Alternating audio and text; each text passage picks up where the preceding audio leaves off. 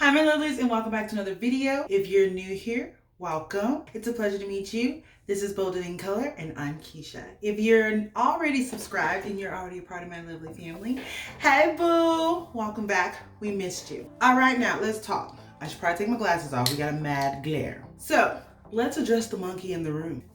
Or is it let's address the elephant in the room? I think it's elephant in the room, but whatever. I have not posted in the last two upload dates, which are Friday and Monday. I got super tied up in some things that I had to take care of, and then when filming day came around, I actually got food poisoning because for the first time, we actually decided to eat out, and your girl did not agree with it. Thanks to the support of the boys, your girl's back, and we're ready to get back into action. Welcome to Friday, my lovely.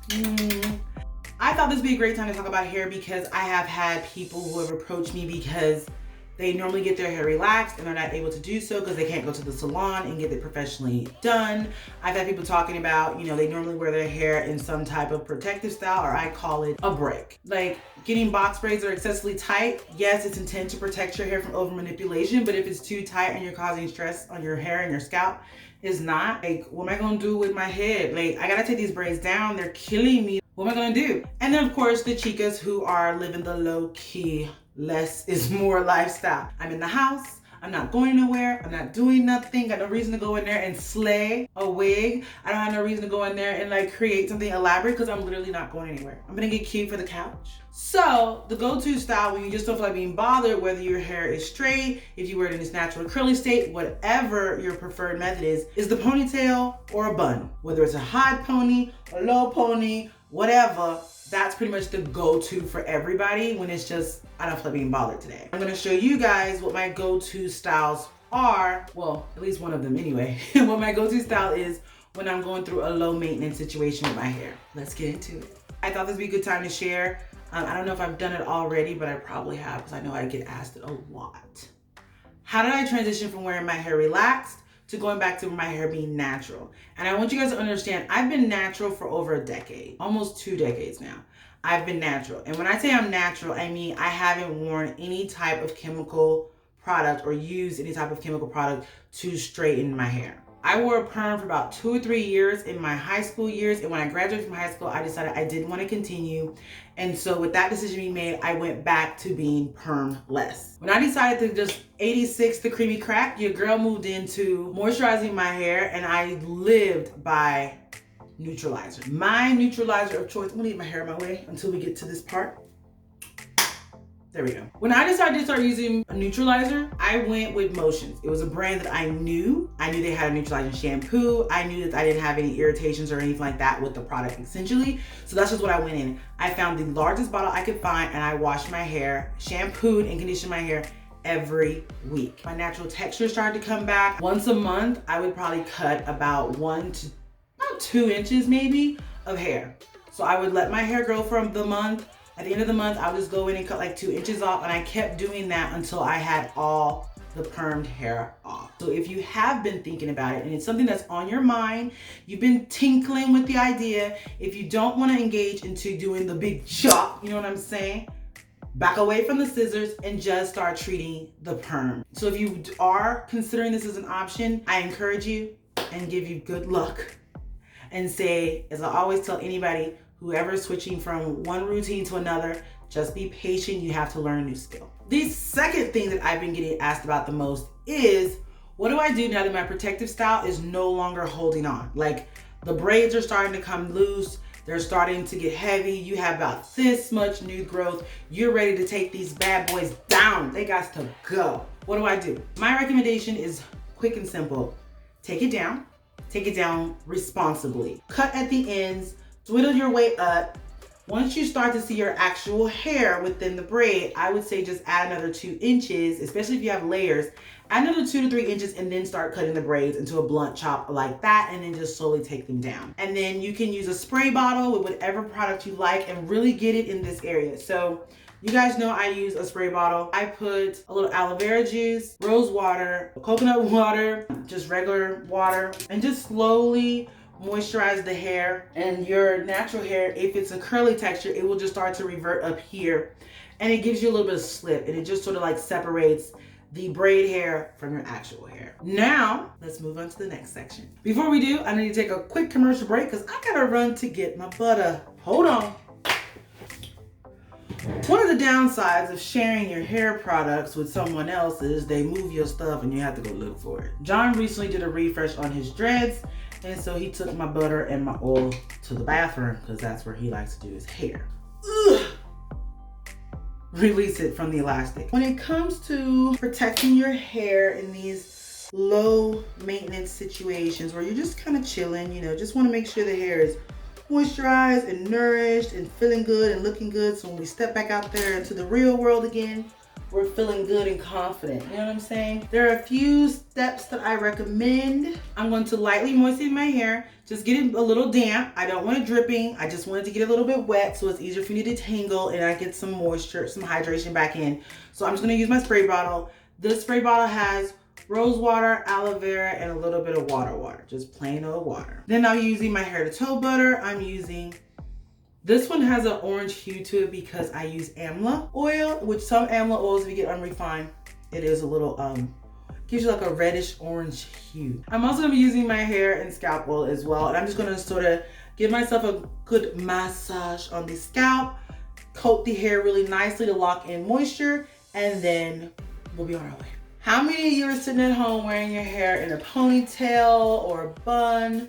Something like that. It's quick, it's easy, gets the hair out the way. Be aware of breakage. Wearing your hair in a ponytail, especially when you're putting the ponytail in the same position every single time, you're going to risk breakage. So if you, for example, wear your hair in a ponytail up here, you might notice some breakage in the crown. If you constantly are pulling your hair back into a low ponytail, you'll start to notice stress and fracturing of the hair from up here. This is a great time to kind of learn some new skills. If you would love to do the style I'm going to be doing today, which is my go-to, which is French braids. Whenever I don't feel like being bothered with excessive styling and really being involved with my hair, I will literally just do French braids. So if you are just sort of chillaxing on the couch, I like to just part my hair with my fingers, which I showed you guys in one of my previous videos. I think it was the S for focus video. I mean, I don't care exactly where all the parts are because let's be realistic. When it's the back of my head, I don't see back there. And if you're looking at clothes, baby, back the hell up. You don't need to know that that's none of your business. If my parts are crooked or not. I didn't see you on wash day helping a girl out. I'm saying all that to say that if you have a little extra time on your hands, you can just do 2-strand twists, just like these. You can put 4 of them up here and connect them in the back to a little bun. You can do 20 if you want to. It's your head, it's your time. Use it how you want to. But now that I've re-moisturized, and the cool thing about dampening my hair, look at that. I've already gotten texture just from having it in that 2-strand twist for a matter of minutes while I did the front section. Another option would be installing 2-strand flat twist, which I absolutely love to do as well. I love the texture that I get from 2-strand flat twist. They're less involved as far as tension.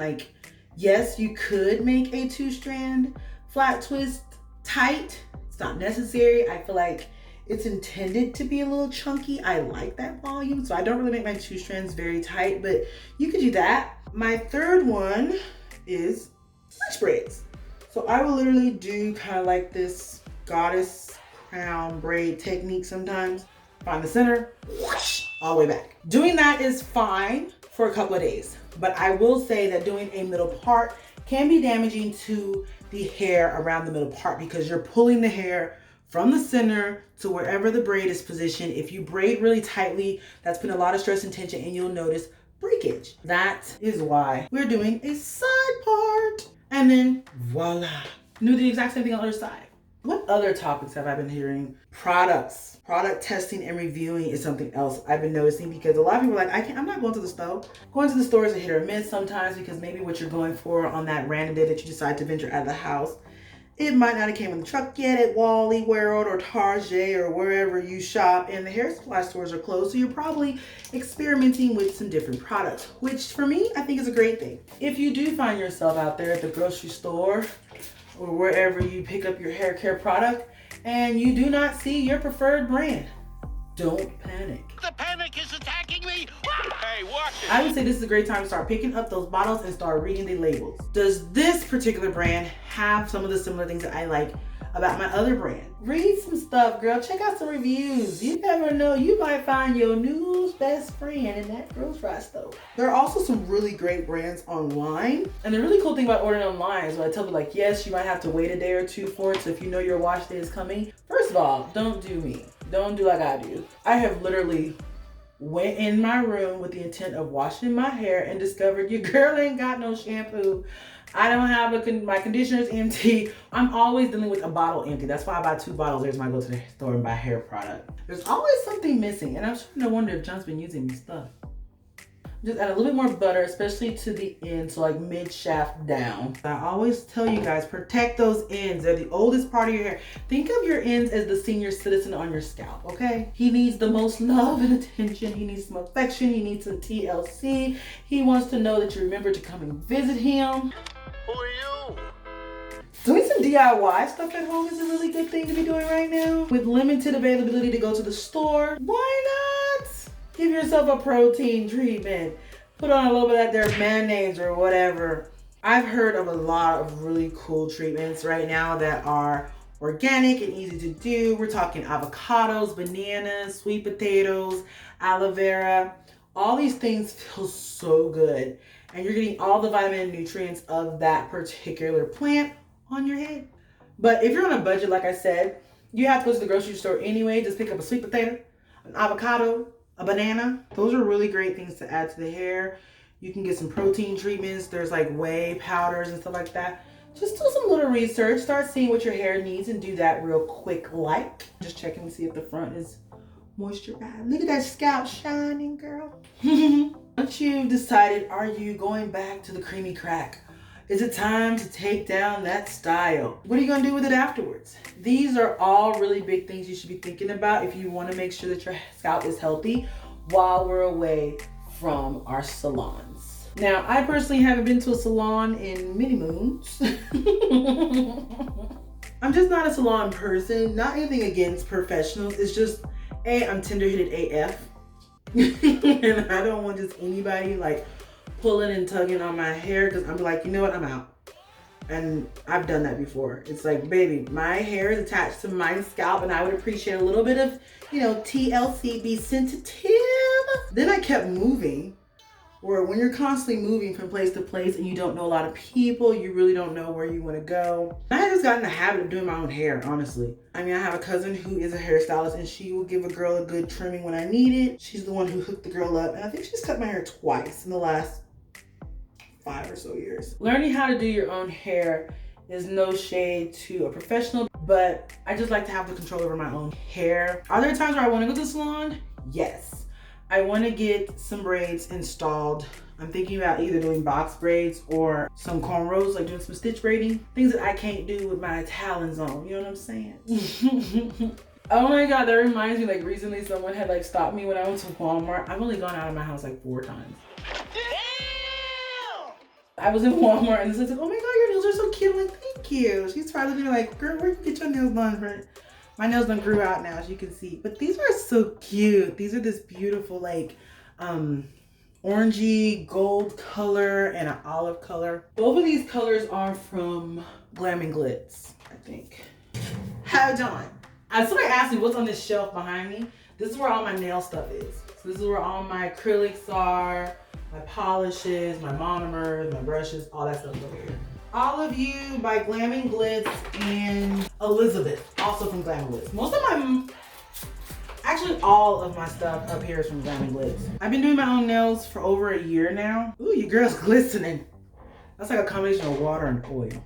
But anyways, these are some really quick and easy things. If you can cornrow, French braid, 2-strand twist, flat twist, these are really great go-to steps. Please do not walk around that house boo-boo with your hair in a ponytail every day, all day. Don't put your ponytail in the same place every time. That also includes buns. And don't have it tight. I just remembered. The frequency of washing your hair may change due to the fact that you're not styling as often, because when you're styling your hair on an everyday basis, you're going to be using more oils, more butters, more gels, mousses, and blah, blah, blah, blah. So you're going to have buildup and you'll start noticing like snowflakes. You know what I'm saying? You can avoid that because we're not putting all that on. We're just really focusing on moisturization and hydration. The two most important things to me. That goes for your skin and your hair. Alrighty, my lovelies, I hope these tips were helpful. I hope you appreciate this information. If it can help you out, thank you. I'm so glad to see I can help somebody. If you know someone who has these questions, don't forget you can share this video with them. Sharing is caring. If you enjoyed this content and you want to see more from me, don't forget to hit that red subscribe button. Hit the thumbs up button if you enjoyed this video and you enjoyed our time together. And if you want to be notified of my next upload, which will be on Monday, because Motivational Monday is coming. And we're going to talk about some tea, girl.